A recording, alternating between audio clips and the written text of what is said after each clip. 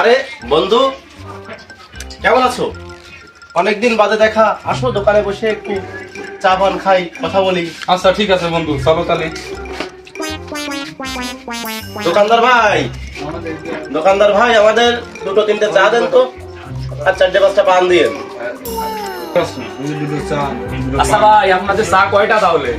ভাই দুটো চা দেন আর দুটো পান দেন। আচ্ছা আচ্ছা ঠিক আছে, ওয়েট করেন আমি দিচ্ছি, ওয়েট।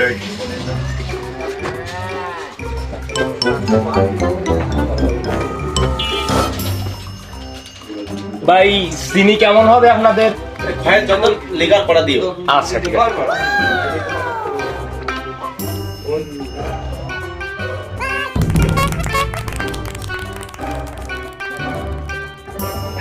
ভাই এই নিন আপনাদের চা।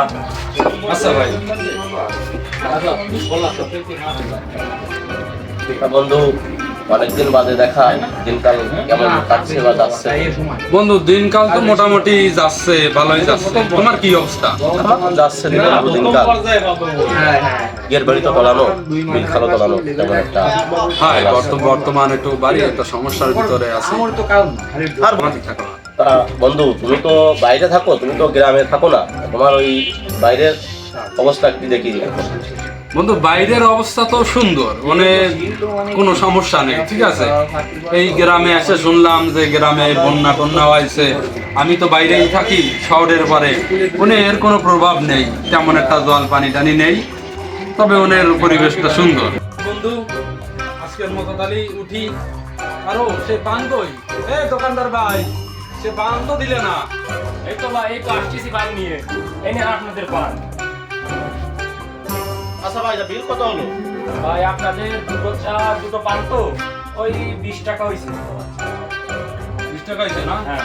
তাহলে বন্ধু, তাহলে বিলটা আমি দিই নাকি?